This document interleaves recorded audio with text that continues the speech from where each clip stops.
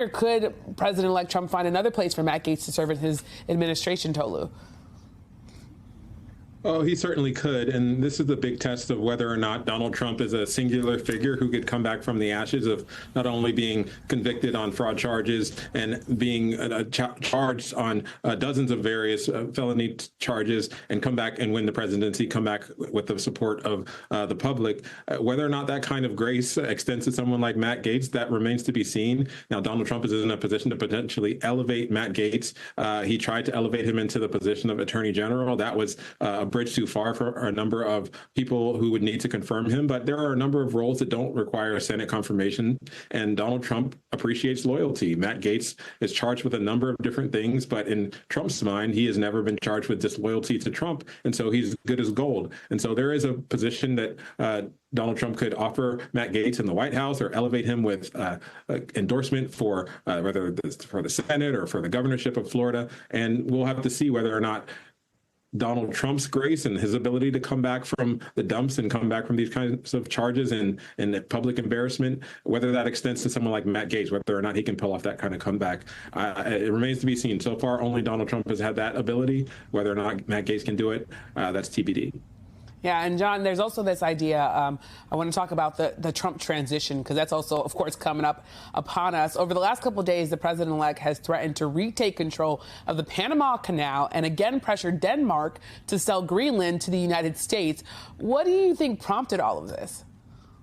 Well, I think, first of all, we saw Donald Trump in the last administration, his last presidency, talk about Greenland. I think that there is an expansionism that is part of, or perhaps a tangent of his America First policy. Look, if Greenland were for sale, there'd be a lot of reason to buy one of the largest pieces of land in the world.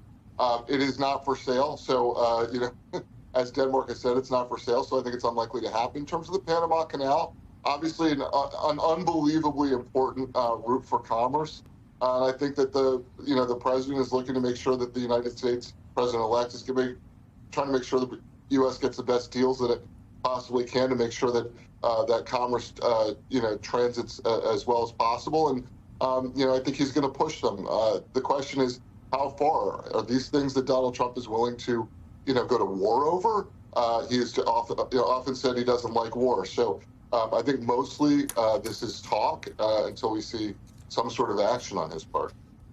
And Jennifer, I want to come to you because I covered the first Trump administration. He would talk about the Panama Canal, talk about Greenland. What do you think is behind this?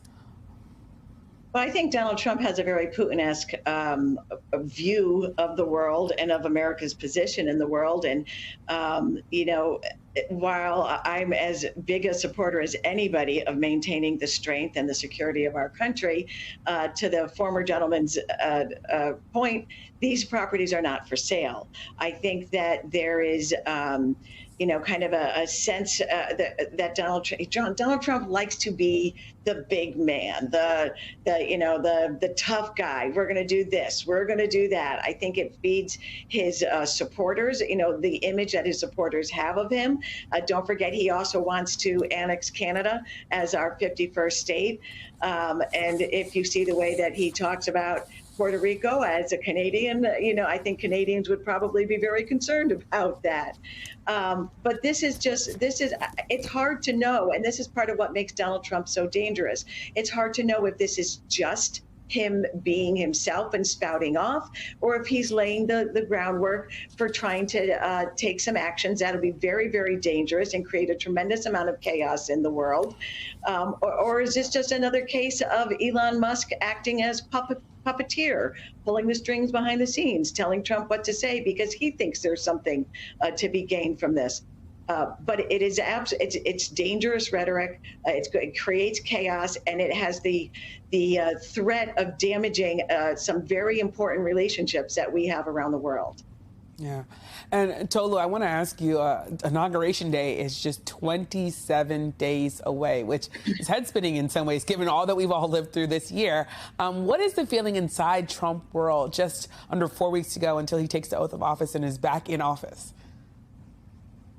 Well, they are trying to put together an agenda that they can pass. They want to have, in the words of Donald Trump, the most impressive day one, the most impressive first 100 days, the most impressive first year of any president in history. And in order to do that, they need to be focused. They need to have a strategy and a game plan and a messaging plan and stick to it. Well, they can have a plan, but when Donald Trump spouts stuff at the mouth about Canada and Greenland and the Panama Canal, it can make it very hard to get all the Republicans that he needs behind him and behind his message. And I think the message discipline is going to be something that the people in Trump world are going to be trying to focus on. But we all know that Donald Trump is guided by whatever comes to his head in a given moment. And that can make it very hard with a very slim majority in the House and been a pretty slim majority in the Senate to keep everyone singing from the same playbook. They are trying to pass big tax cuts, border legislation on energy. And in order to do all of that with a very slim majority, you have to be focused on a playbook and a game plan that's very, very specific.